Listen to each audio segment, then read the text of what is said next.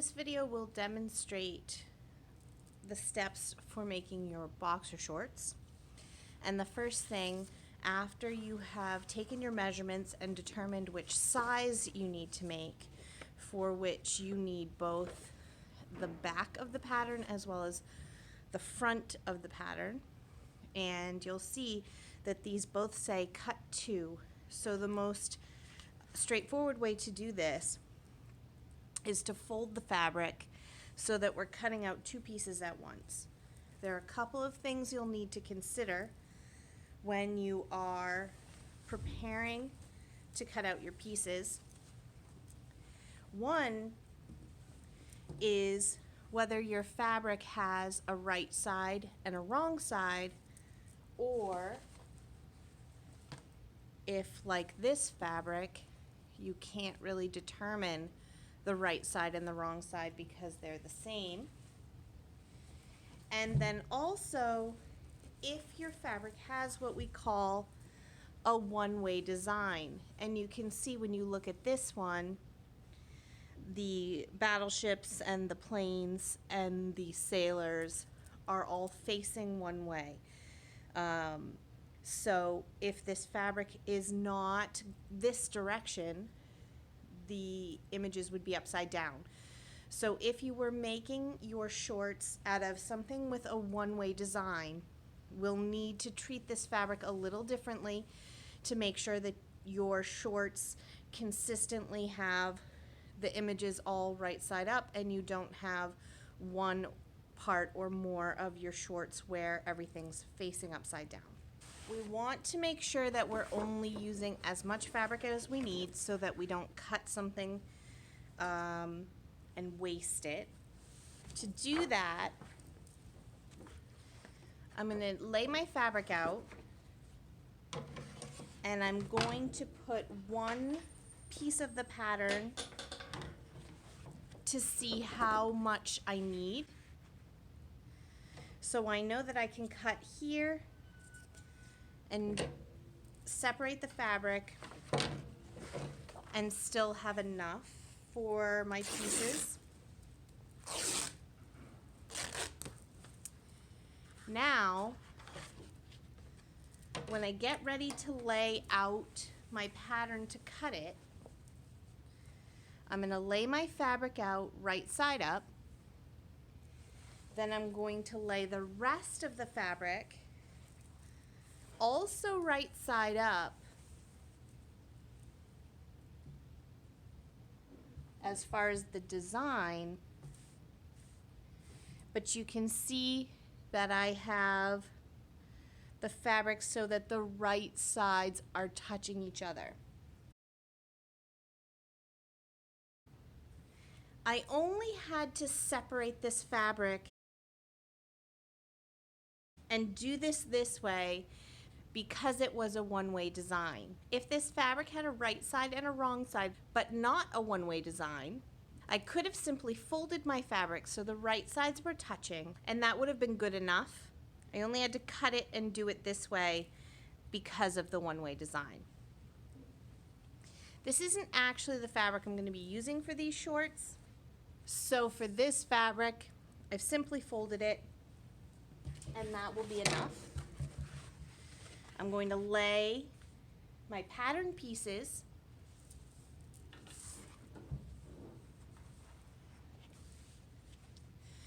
and to save space, I'm actually going to turn my pieces this way.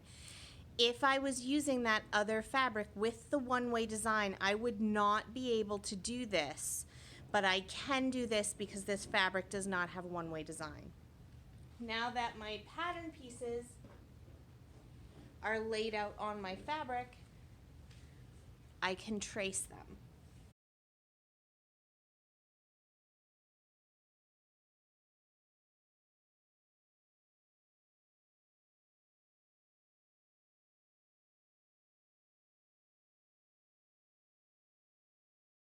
Once the pieces are traced, I want to pin the layers a little bit before I start to cut. This is going to keep them from shifting.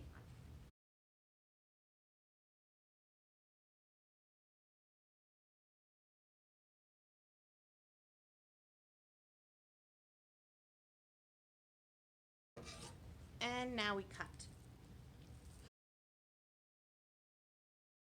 And just as we traced around the notches, we will cut around the notches.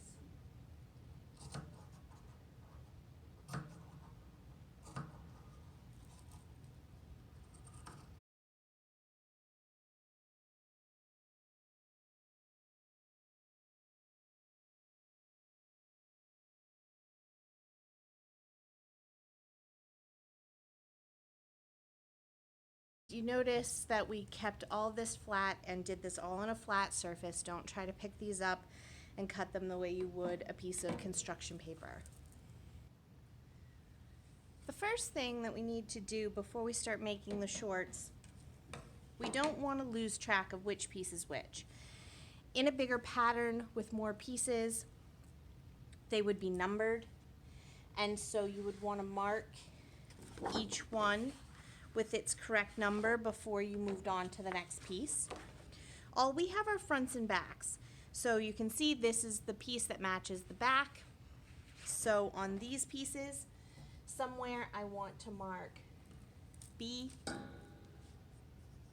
for back, which will make these ones.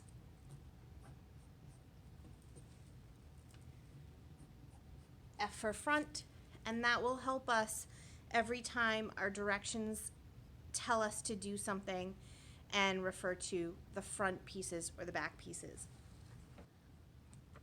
We're starting here with the directions for the side seams, and these instructions are attached to the project post on Google Classroom. And so it says first to pin each front to a back along the long straight edge, matching at notch 1, right sides together. So we need one front and one back. So we're going to unpin these pieces from each other, but because we've labeled them, we won't lose track of which pieces are fronts and which pieces are backs. Now we can work assuming that we're going to treat what was in the middle here as right sides, because that's how we would have done it if we had a fabric with a right side and a wrong side. That means that where we've marked our F's and our B's, that's going to be counted as the wrong side of our fabric. But this particular pattern, everything will line up pretty intuitively, so it'll be obvious to you if you don't have your rights and wrong sides together, even if you have a fabric that does not have a designated right side and wrong side. So we're going to separate these, and I'm going to keep one back, and I'm going to keep one front. And so again, where we labeled, we're going to count these as the wrong side. So this can be wrong side down, right side up. Then we're going to take our back piece, and just as it says, we're going to match the long straight side. We're going to line up our notch.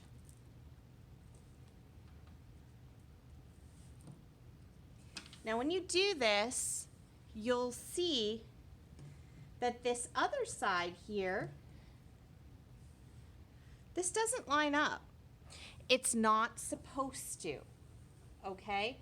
The back pieces are slightly larger than the front pieces because the human body is curvier in the back, in the butt, than it is in the front.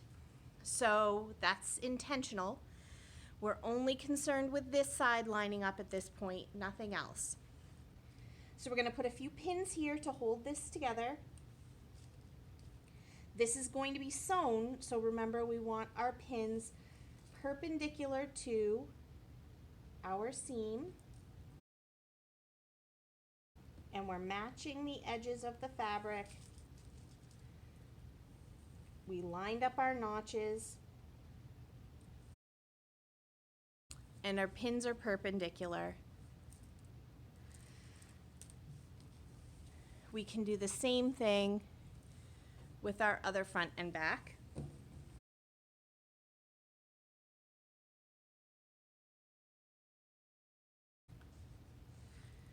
So we have pinned this the way it says, and then the next piece says stitch and finish the seams according to the appropriate stitching and finishing instructions. So for us, that's a 5/8 inch seam allowance. So let's get the sewing machine ready. We're going to set it up. We're going to test it to make sure it's sewing the way that we want, especially because the last thing you did on your machine was very likely a buttonhole. So you want to make sure all your settings are correct and your machine is back to standard settings for straight stitching.